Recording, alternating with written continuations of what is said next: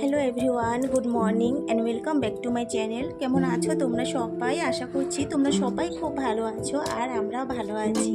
আজ শনিবার, আমার নতুন আরেকটি ব্লগে তোমাদের সকলকে জানাচ্ছি অনেক ওয়েলকাম আর অনেক ভালোবাসা। তো শনিবার এখন কটা বাজে জানো তো? 9টা বেজে পার হয়ে গেছে। আর আমার প্রতিদিন এটাই একটা রুটিন হয়ে দাঁড়িয়েছে 9টার পর থেকে আর কি ব্লগ স্টার্ট করা। কারণ মেয়েদেরকে দিয়ে এসে না তারপরে করতে হয়েছে। সকাল সকাল ক্যামেরা ধরে লাগিয়েও পারছি না তাড়াহুড়োর মধ্যে। আর গরম পড়েছে তো কোনো কিছু আর ভাল লাগে না, যে হ্যাঁ শ্যুট করবো, এটা আর ভাল লাগে না, ধৈর্য নেই। তা যাই হোক, সেটা স্কুলে দায়িত্বটা সেরে এসে তারপর স্টার্ট করেছি। তো যাই হোক, এখন দেখো আমি কাজে লেগে পড়েছি। ঘরটা আগে মনের মতো করে গুছিয়ে নিই, কারণ ঘর গোছালে মনটাও ভাল লাগে আর কাজেও এনার্জি পাওয়া যায়। অন্যদিকে কাজ করতে গেলে যে মনে হয় না আমার ঘরটা ঠিক আছে, পরিষ্কার টিপটপ আছে, গোছানো আছে। তো সেই কাজটা আগে করলাম, এসে কিন্তু চেঞ্জ করে আগে এই কাজে লেগে পড়েছি। তো আজকে কিন্তু নতুন আরেকটি দিন, আর এত গরম দিয়েছে, প্রতিদিনের পর দিন গরমটা বেড়ে যাচ্ছে, কমার কোনো নাম নেই, কোনো বৃষ্টি নেই, কিছু নেই, শুধু গরম আর গরম। গরমে আর থাকা যাচ্ছে না। এই দেখো বাইরের কি ওয়েদার, কি রোদের তাপ।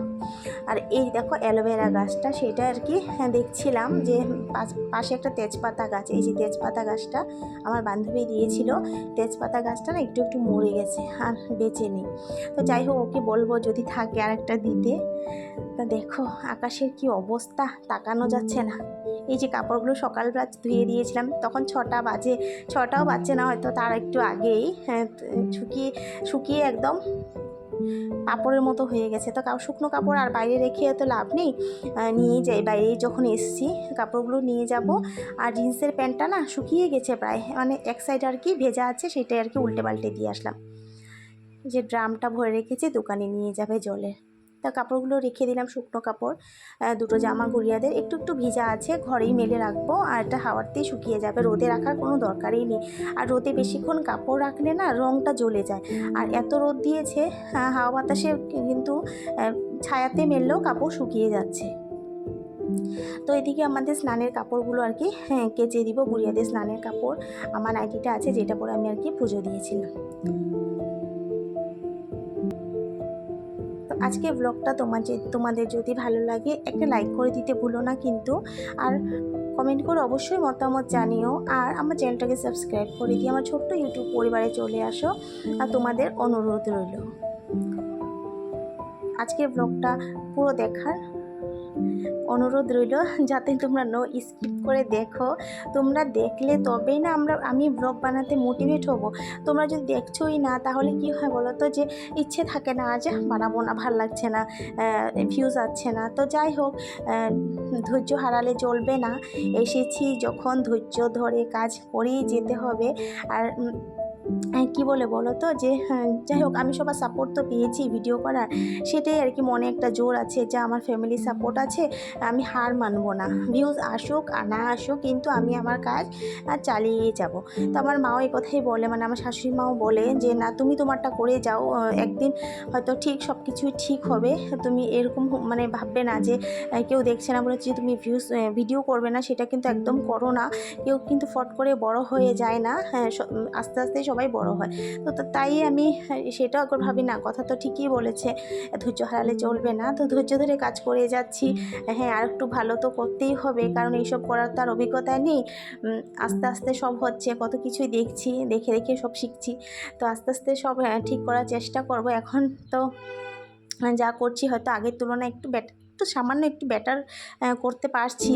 তা আগামী দিনগুলোতে আর একটু ভালো করার চেষ্টা করব। তাই বলছি আর কি, তোমরা যারা যারা আমার ব্লগ দেখো, তারা কিন্তু ব্লগগুলো কন্টিনিউ দেখো না, নো স্কিপ করে। প্লিজ স্কিপ কেটে কেটে দেখো না, কেটে কেটে দেখলে তো আমাদের খারাপ লাগে আর কি। তো এদিকে বেসিনে বাসনগুলো আছে, তো বাসনগুলো আর কি ধুয়ে নিই। এখন দেখো জলে কি প্রেশার, ভালো লাগছে এরকম জলে কাজ করতে। তো বাসনগুলো আগে ধুয়ে নিই, তার কারণ হচ্ছে রান্নাঘরটা পরিষ্কার করে, আমি তো বড় ঘরটা পরিষ্কার করে এসেছি, রান্নাঘরটা কিছুই করিনি। তো এখানে পরিষ্কার করে তারপরে গিয়ে রান্নাবান্নার কাজে হাত দিব। তো রুটি করেছিল মা সকালবেলা, গুঁড়ো গাড়া পড়েছে তো সেটা একটু মুছে নিই। এমনি কিন্তু ভাত ডাল বসিয়ে দেওয়া যায়, কিন্তু ভাল লাগে না, একটু মুছে টুছে পরিষ্কার করে না বসালে ভাল লাগে। তারপর আমার এদিকে খুব খিদে পেয়ে গেছে, ভাত খাবো, মানে পান্তা আছে সেটাই খাবো। সকালে আমি জল দিয়ে রেখেছিলাম, দিদিভাইয়ের থেকে দুটো কাঁকরোল এনেছি, সেটাই আর কি ভাজা করে খাবো।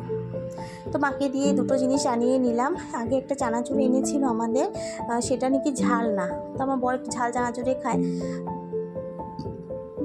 আর আমি আবার চানাচুর মুড়ি দিয়ে মাখা এসবের থেকে না আমি ভাত পান্তার সাথে খেতে ভালোবাসি, বা ডাল দিয়ে একটু করে চানাচুর খেলাম সেটা আমার ভাল লাগে, আবার আলু সেদ্ধর সাথেও খাই সেটাও আমার ভাল লাগে। কিন্তু আমি আবার মানে চানা মুড়ি মেখে এসব আবার খাই না। আর আমার বর তো শুধুই খেতে ভালোবাসে, ওর জন্যই মানে বিশেষ করে এই ঝাল ঝাল চানাগুলো আনা। তো এদিকে ডিমটাও এনে দিয়েছে, হাফ প্লেট এনেছে, কারণ শেষ হয়ে গেলে আবার আনা যাবে গরমের জন্য আর কি, মাও থাকবে না বাড়িতে, বেশি আনা দরকার নেই। আর আমি হলো ডিম খাই না, আর খাই আমার দুই মেয়ে খায় আর আমার বর খাবে, তো ওরা আর কটা খাবে, একবেলা খেলে হয়তো আর একবেলা খাবে না। যা গরম পড়েছে বারবার ডিম খাওয়া তো ঠিক না, যত পারো আর কি হালকা পাতলা খাবারগুলো খাওয়া উচিত। তো সেটাই আর কি বেশি আনালাম না, শেষ হয়ে গেলে আর কি দেখা যাবে। তো আমি চানাটাও ঠিক জায়গায় রেখে দিলাম, ডিমটা এবার ফ্রিজে রেখে আসবো। আর আমাদের ফ্রিজ কিন্তু একদম মানে খালি, সবজি প্রায় বাড়ন্তই, মানে এক সপ্তাহ তো হয়ে গেছে, মধ্যে একদিন এনেছিল।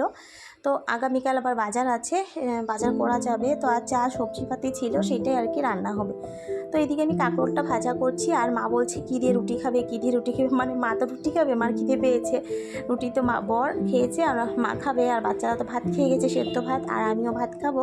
তো মাকে আমি বারবার বলছি তোমাকে আমি চা করে দেবো, তো গরমের মধ্যে না মা চা খেতে চায় না, আমি যদিও একটু খেতে চাই, মা খেতে চায় না।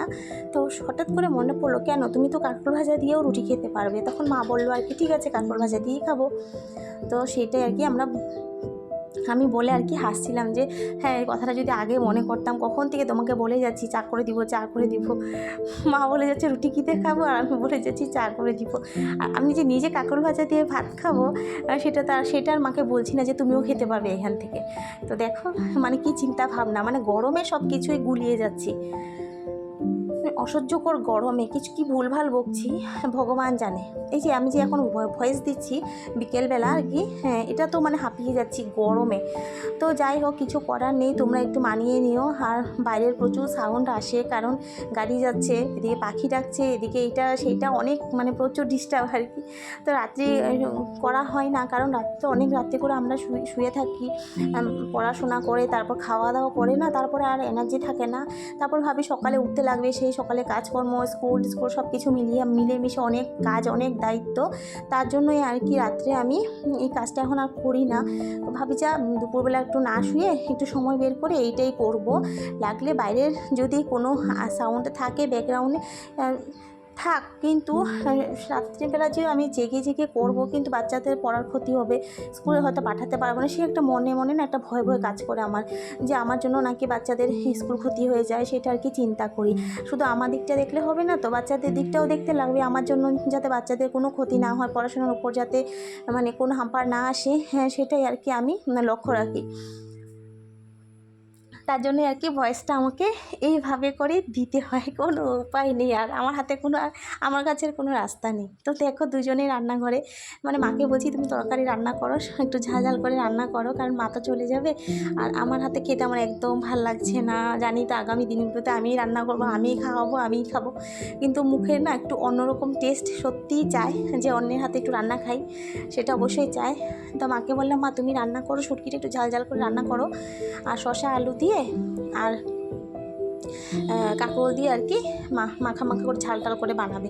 তো মা তো এবেলা খাবে, রাতে তো আর মা থাকছে না, তো ভাতটাও আমি না দুবেলার করে রান্না করে নিয়েছি, কারণ রাত্রিবেলা যে পড়তে বসি মানে মনে হয় আর কি আমারই পড়া, তো রাত্রে যে পড়তে বসি তখন না টাইম ওভার হয়ে যায়, আর ভাত যে এদিকে আর আসতে আমি একদমই সুযোগ পাই না, যে রান্নাঘরে যাই ভাতটা তো একটু রান্না করতে হবে, মোটেই সুযোগ হয়ে ওঠে না। তো গরমকাল তো কোনো অসুবিধা নেই, আর ভাতটাও আমি রান্না করে নিয়েছি দুবেলা। এদিকে বাচ্চাদের জন্য কয়েক টুকরা পনির ছিল, সেটাই আর কি আলু দিয়ে। এখন বাজে হচ্ছে 12টা বাজে 10 মিনিট বাকি। আজকে শনিবার, গুড়িয়াগুলো তাড়াতাড়ি স্কুল থেকে চলে আসবে, মা আসবে রাখবে, কারণ গতকাল মা রামেন যাওয়ার একদম ছিল, রাস্তাতে ট্রেনই ছিল, মানে তারপর আর যাওয়া হয়নি, আবার ট্রেন থেকে নেমে বাড়িতে চলে এসেছি, দরকার নেই তো রাত্রিবেলা যাওয়ার। তো আজ হয়তো যাবে, তো সেটা পরের কথা, যায় কি না যায় ঠাকুর জানে। তো আমাদের রান্নাবান্না শেষ, এত গরম পড়েছে, যত তাড়াতাড়ি রান্না করতে বের হওয়া যায় ততটাই মঙ্গল। তো চলো, সব কাজ মোটামুটি হয়েছে, ঘরে রান্নাঘরটা ঝাড় দিয়ে মুছবো, সেটা আর কি বাকি। তো স্কুল থেকে চলে আসবে, 10 মিনিট আছে বাকি, তো ওরা আসলে আগে না রান্নাঘরের কাজটা সেরে নিতে পারলে ভালো। আর এত গরম পড়েছে, রান্নাঘরে বেশিক্ষণ থাকা যাচ্ছে না, একদম হাঁপিয়ে যাচ্ছে, আর গরম লাগছে, আর গিয়ে শুধু ফ্রিজের দিয়ে জল বের করে খাচ্ছি। বাচ্চারা স্কুল থেকে আসবে, ওদেরকে একটু শরবত টরবত করে দেবো। এত গরম পড়েছে, মনে হচ্ছে সোমবার থেকে স্কুল টাইমিংটা চেঞ্জ করে, জানি না, অন্যান্য স্কুলে কিন্তু চেঞ্জ করেছে, ওদেরও হয়তো 7টার থেকে করতে পারে, করলে ভালোই হবে। সত্যি এত গরম, আমরা ঘরেই থাকতে পারছি না, বাচ্চারা স্কুলে গিয়ে থাকছে। আর একটা কথা, গুড়িয়াদের দোতলাতে না বেশ ঠান্ডায় গিয়ে দেখলাম আজকে, এত গরমের মধ্যে যখন গিয়েছি, গিয়ে দোতলায় উঠে দেখি না বেশ ঠান্ডা লাগছে। তারপর গিয়ে আমার বান্ধবীকে বললাম দোতলাতে কিন্তু ঠান্ডাই আছে। তো চলো, রান্নাবান্না তো হয়েছে, কী কী রান্না করেছি। এদিকে আবার কলের তলায় বালতি বসিয়ে এসেছি, জল নেই, কলের জল সকাল থেকে দিয়েছিল কিন্তু ধরতে পারিনি জল, কাজ হচ্ছে আর শেষ হয়ে যাচ্ছে, কাজ হচ্ছে শেষ হয়ে যাচ্ছে। তো জল এখন কলের তলায় বালতি বসিয়ে যাচ্ছি, জলও আনছি টুকটুক করে, আর এই তো ঘরটা ঝাড় দেবো, মুছবো, সেটাই আর কি। তো চলো তোমাদের সাথে শেয়ার করি কী কী রান্না হয়েছে।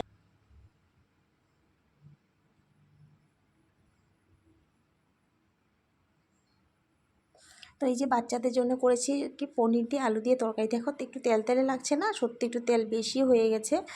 তো যাই হোক, এটা দিয়ে আর কি মাখিটা খেতে খাইয়ে দিব আর কি, যে করেই হোক। তো এইটা আমাদের জন্য তরকারি, তো আমাদেরটা ঠিক আছে, ঝাল হয়েছে, তেল হয়েছে, সব কিছু ঠিকঠাক আছে।